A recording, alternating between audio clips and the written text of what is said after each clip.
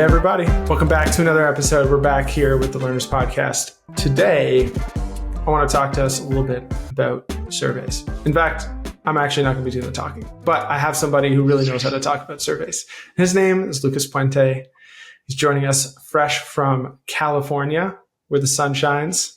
Lucas, how you doing? I'm doing well. How about yourself? Not too bad. Lucas is, you gave a talk a little while back at one of our events that was called, with one of your colleagues, Ashley Lagaron, called Surveys Are More Powerful Than You Think. And I've always been somebody who's a little bit more skeptical of the usefulness of surveys and whatnot. And you really challenged my thinking here. And so I feel like now is a great moment to challenge everybody's thinking on how great of a tool surveys are. And so I want to talk with you a little bit about that today. Sound all right? Sounds great. Cool. Before we get into that, so right now you're a VP of Research at Slack. A, very cool. B, before that, you were another thing at Thumbtack called, I was a chief economist. Can you explain what that is and what you were doing there and how that kind of ties into some of the work you're doing these days? Because I just thought that was a fantastically interesting kind of a role. Yeah, sure. So I'll talk about Thumbtack since you asked. And I joined Thumbtack really early on. I joined it straight after finishing up my PhD. I was at Stanford. And I was like, I want to go to the tech world. I'm going to start with a really small startup. And I happened to land at a place called Thumbtack. And it's much bigger now, but back then I was around employee 100. And it's done the same thing ever since when I joined in 2015 to today. And that is, it's a local services marketplace. So consumers go to thumbtack.com or use the Thumbtack app to find professionals like plumbers, electricians, handyman, house cleaners, any kind of service you can imagine. As a homeowner, it's a really helpful service, just doing things around the house. Has a great events theme as well, so you can hire like DJs or photographers, that sort of stuff. So obviously, there's a lot of cool data we observed directly in the website.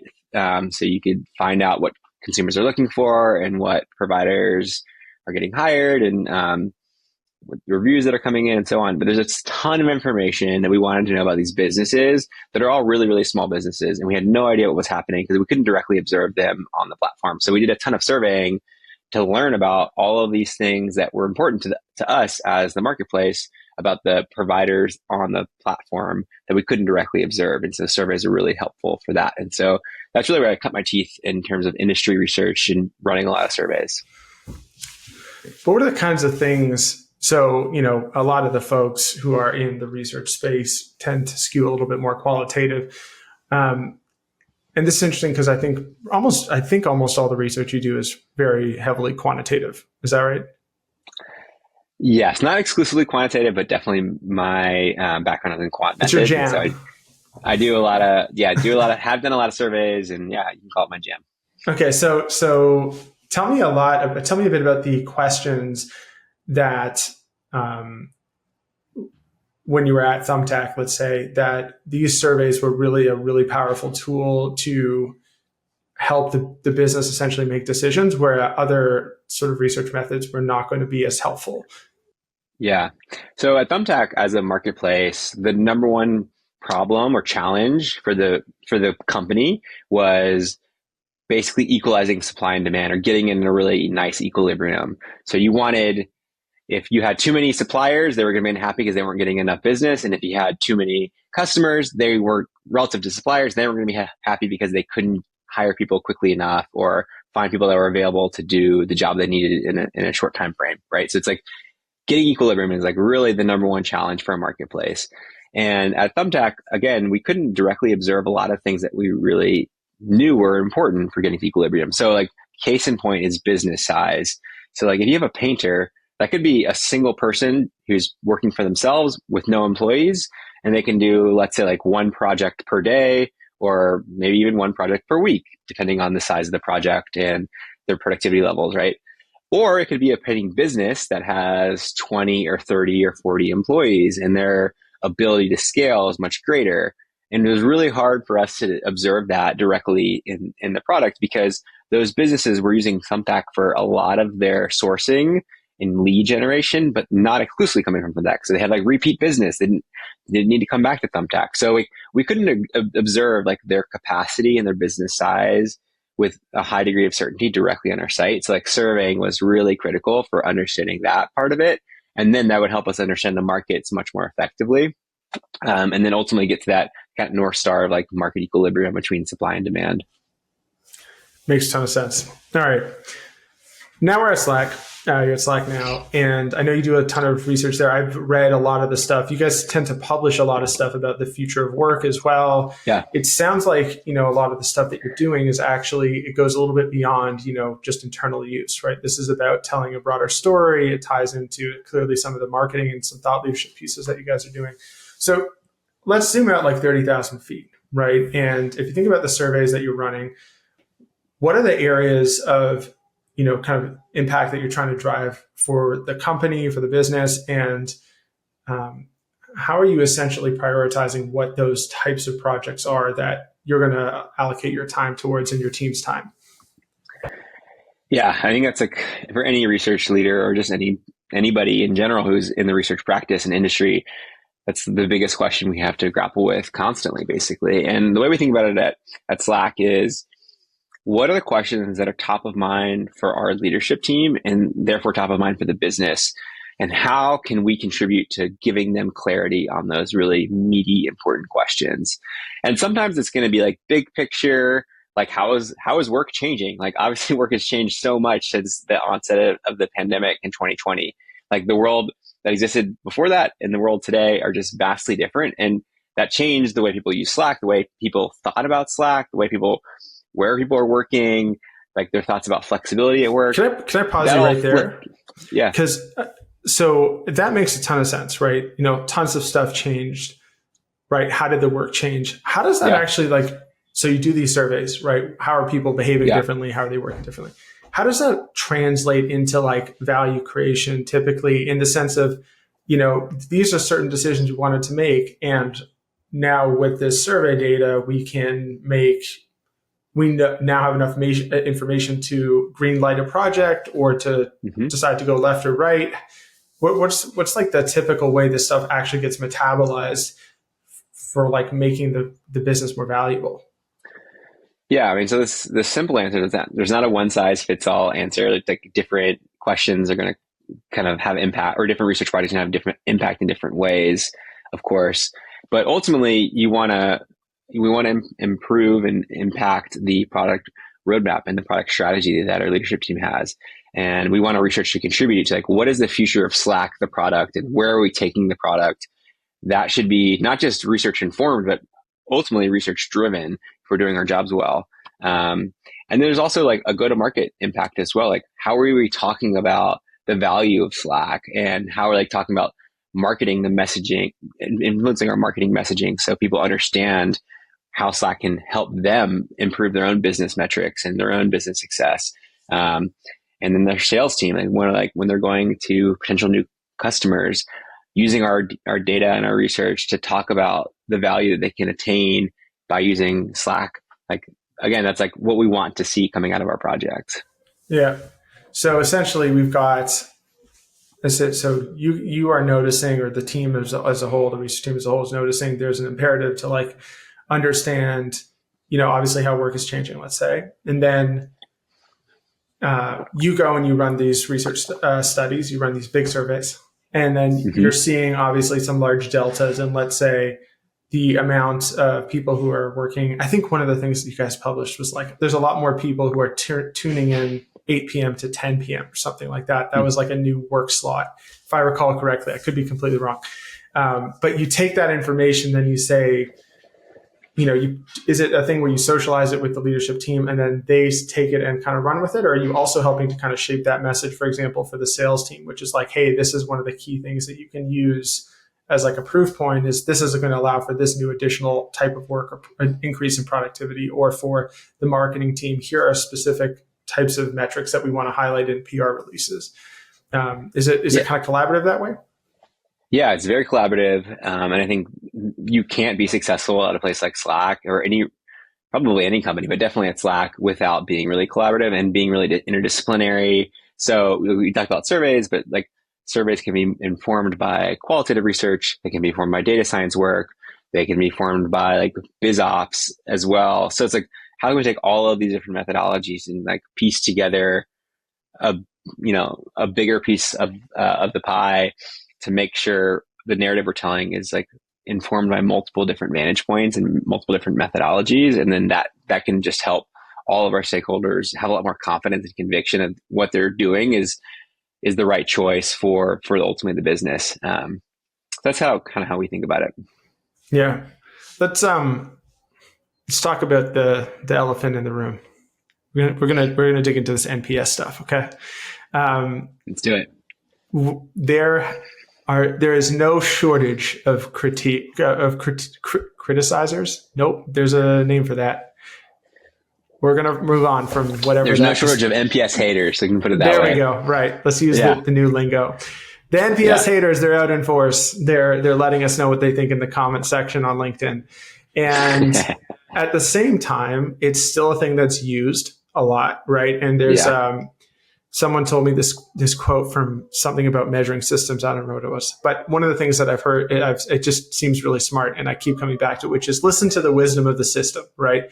If the system is doing something, there's a reason for it, try and understand it. Well, the system is still using NPS a lot, right? And that is clearly a thing that's happening. So somebody's getting value out of this thing. Somebody's still believing this. And so as somebody who's, done a lot of quant stuff, obviously it's not a perfect metric, but like, where do you land on the NPS stuff? Yeah, so I won't make a global argument in defense of NPS because there's nuance. And the critics have very valid concerns about like the methodology, like the 0 to 10 scale is not great. We can all acknowledge that. The way it's framed in general is often not great. But I will say at Slack, it works really well for two reasons. One, our stakeholders understand it. It's a really common metric. It's really easy for them to understand. They've seen it in so many different instances in so many different contexts. They understand what it means and how to track it over time, and basically how we can compare ourselves to our peers or our competitors. And two, even more importantly, at Slack, we've actually gone as far as looking at how does NPS correlate with the things that matter for the business. So in Slack's case, we think about like upgrades from free plans to paid plans, invitations sent out, so you grow your Slack footprint at your business. Retention, we want people to stick around and like continue to use Slack. We want people to feel like they're using lots of our features. All of these things correlate really, really highly with NPS. So again, not making a global argument in defense of NPS. I'm sure in some cases it is not the right metric, but for us, it actually does map pretty well to the things that we care about, and our stakeholders understand it. So it's a pretty good metric. See, I think that is well articulated view. I feel like a lot of the time we get really precious, about, the purity of craft sometimes. And there's a time and a place for that. But I mean, at the end of the day, like if this is actually helpful and it has explanatory power to it, like even just on a relative basis, like I can understand the case for having NPS. If you've been tracking NPS, let's say for 5 or 10 years, and it's like the metric, maybe everyone's starting to hate on it now, but you have all that historical data and you have a baseline, then there's an impetus to continue doing that because you can look quarter over quarter, year over year, and see change. Yeah, exactly. And so in Slack's case, we have been a GA'd product, generally available product, since 2014. We just celebrated our 10-year anniversary of the product being out in the open. And we've been tracking NPS for 9 of those years. And so Slack has been tracking NPS long before I've been here. And again, it correlates with the things we care about. And that's why we've continued to track it.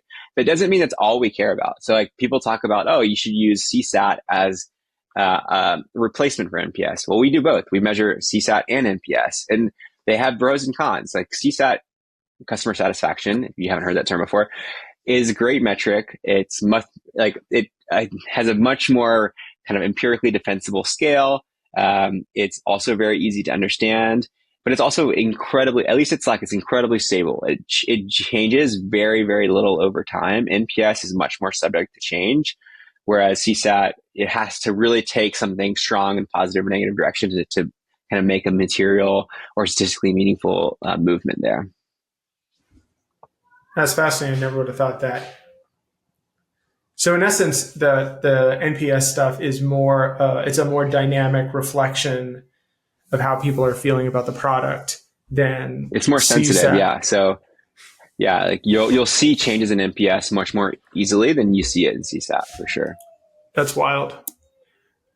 What are some of the okay? I'm convinced. Okay, all the NPS haters out there, your final boss is Lucas.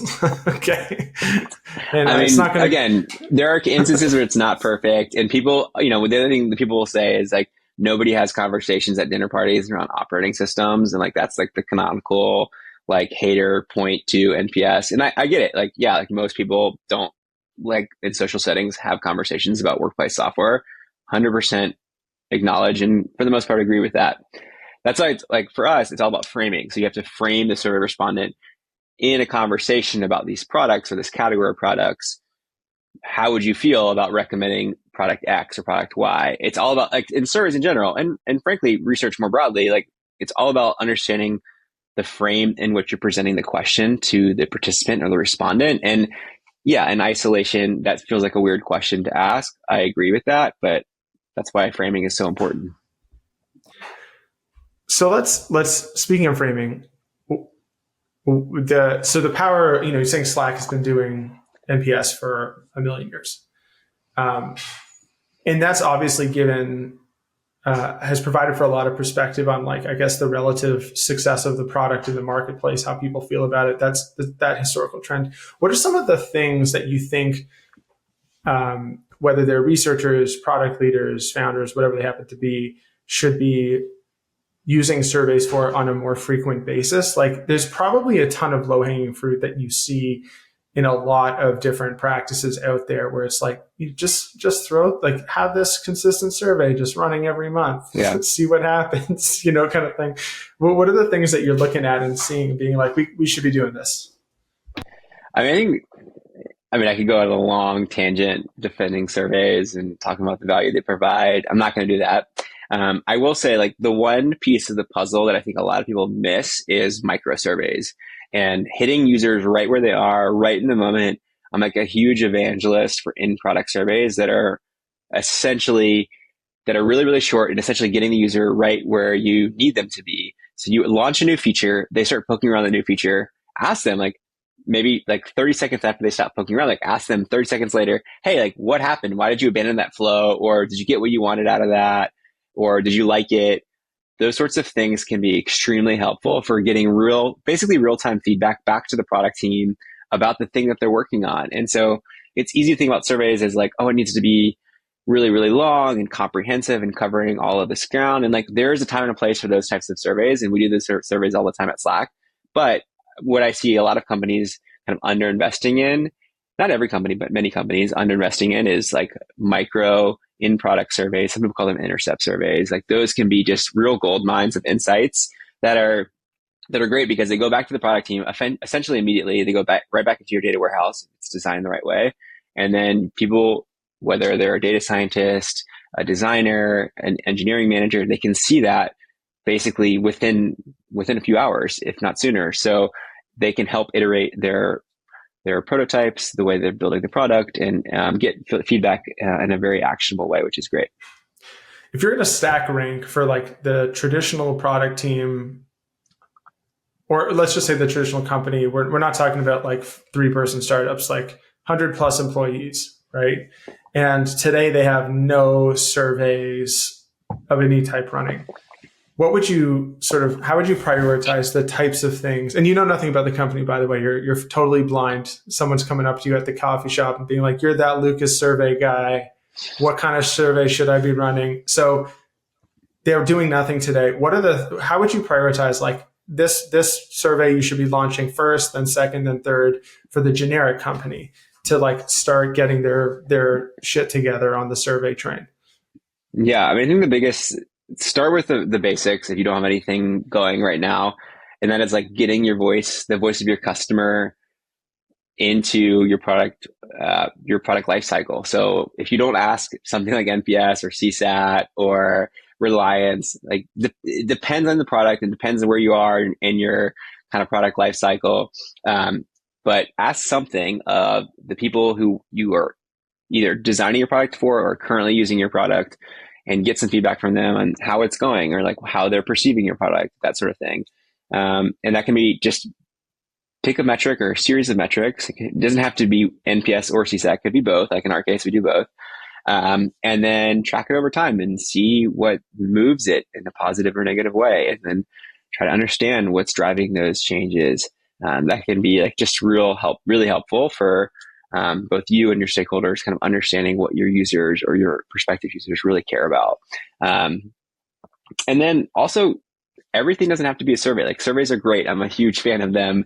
I've done so many of them over my career, but not everything has to be a survey. So think about the questions first and the method second. Like that's my biggest piece of advice. So like, I think tracking surveys are really helpful for just having like a longitudinal understanding of your users and how they're feeling about your product. But beyond that, there's like no one size fits all answer methodologically to research questions. So start with the question, be really clear on, are you asking the right questions?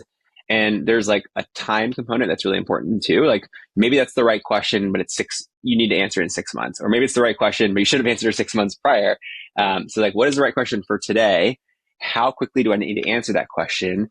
And then you can talk about what is the right method. Is it going to interview some users? Is it doing some evaluative research? Is it doing a concept test? Or maybe it's running a survey.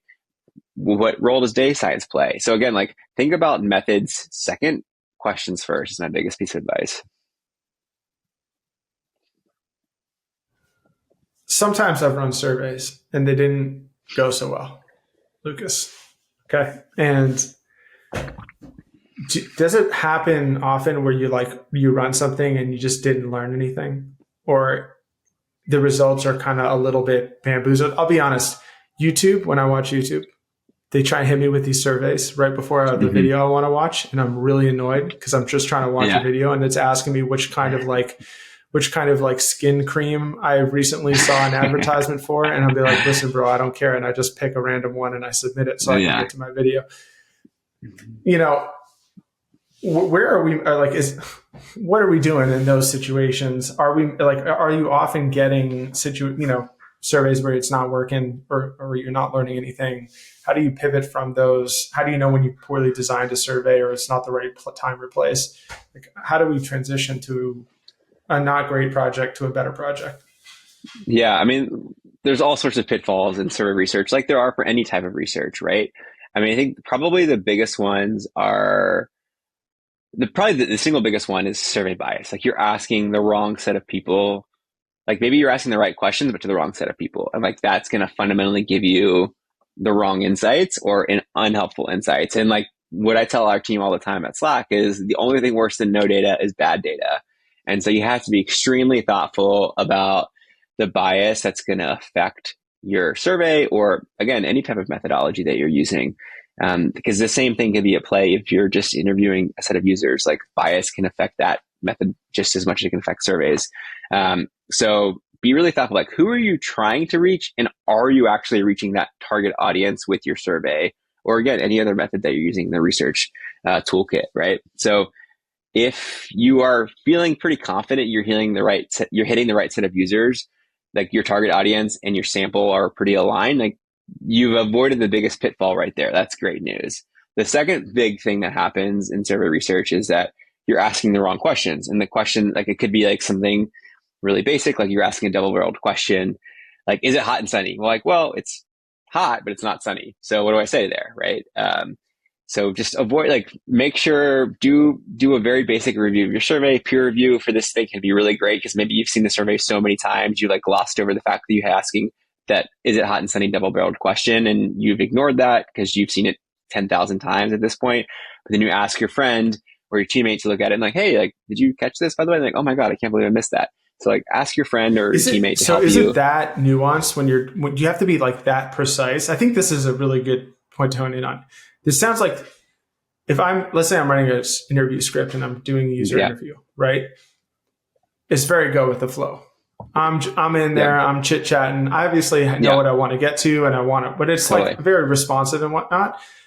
it sounds like one of the things you're saying is this is a precision sport. This is not the kind of thing that you're like, a little lackadaisical with. You've got to get the words right every time. Yeah, I think surveys are an art and a science. Like you're getting at the science component of it, where like there are like certain do's and don'ts of survey research, and it's important to do the do's and don't do the don'ts, right? But at the same time, there is a place for the art in this art and science kind of blend that surveys offer you, right? So like NPS is going back to that. Like you have NPS is almost always, and definitely in the Slack instance, it's a two-part question. The first is how likely you're to recommend Slack on a 0 to 10 scale. And then you immediately follow that up with tell us why you chose that score. And that is that second part of the question is just as important, if not more important than the quantitative component that comes first. But like that's very open-ended, it's very generic, and you get really good, if you look at it the right way, you get really good insights out of that.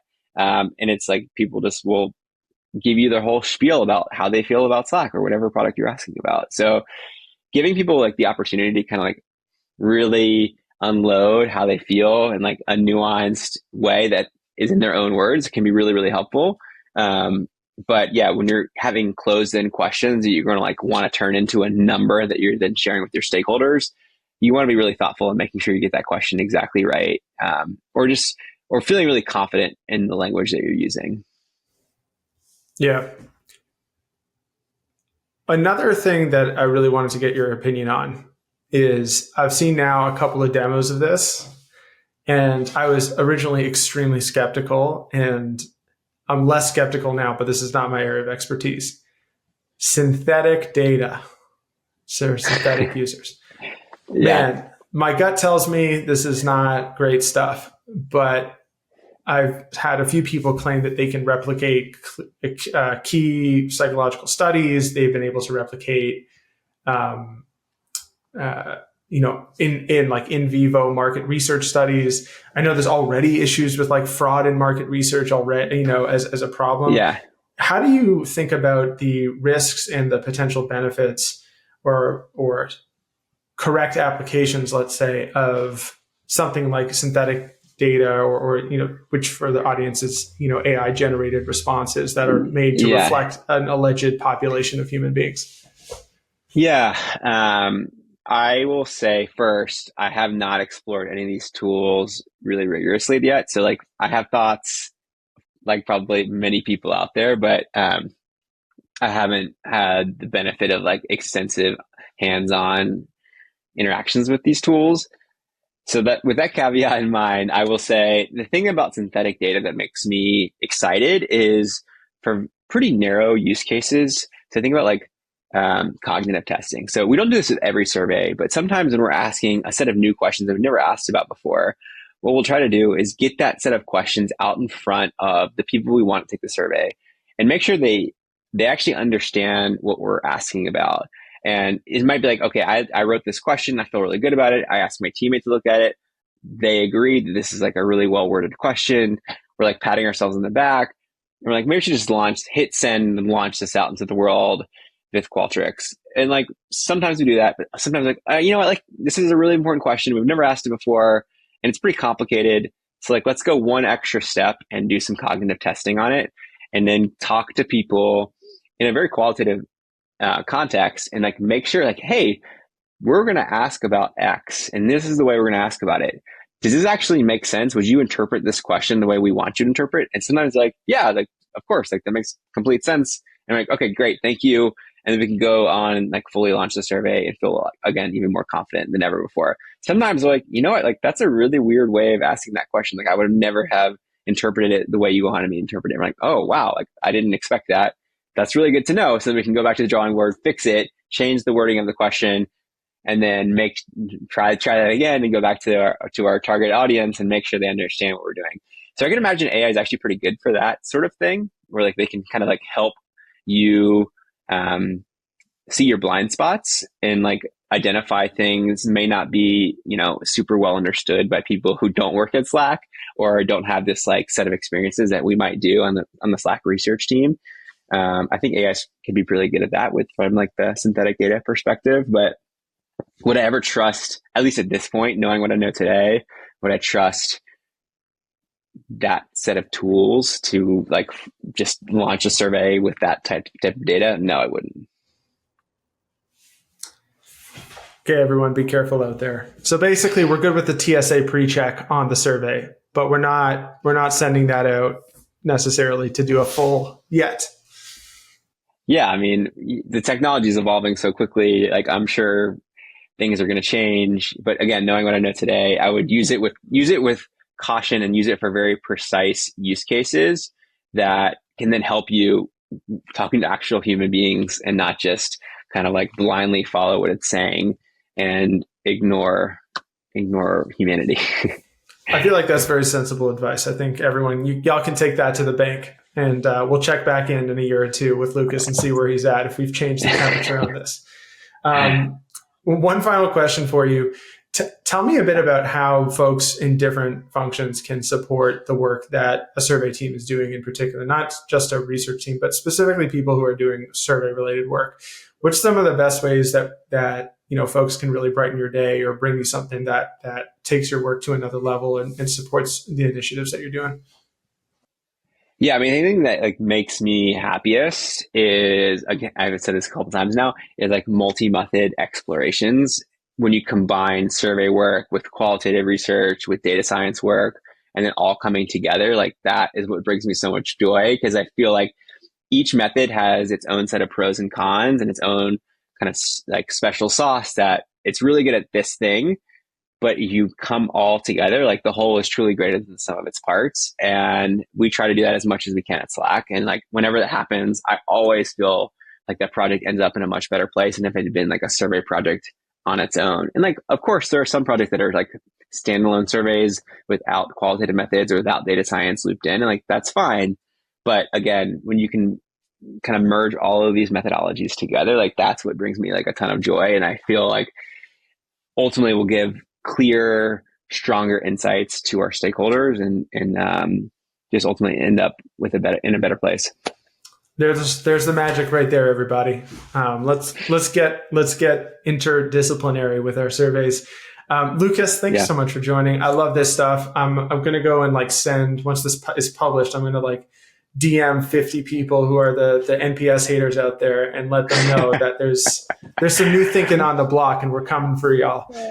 Yeah, I mean, again, NPS, the criticisms are fair in a lot of ways, and I'm not going to pretend like they aren't, but I think every use case is a little bit different. And in our use case, I feel really confident that it gives us signal for things that we care about. We're taking the temperature of the hating down from a 95. We're going to bring it down to a nice, cool 42. That's, I think, the best we can hope for today. Yeah. Thank you so much for joining us, Lucas. It's always great to see you. And we'll catch you with the next, once the AI stuff starts coming for all the market research data, I'll get you back on and you can tell me what the hell we're going to do about it. Well, it was a lot of fun chatting, Alec, and look forward to the next time. Cool. Talk to you soon. Everybody, thanks for tuning in. New episode coming your way soon. Don't forget to hit the subscribe button. If you like it, give it a rating. If not, I'll catch you next time. See you later.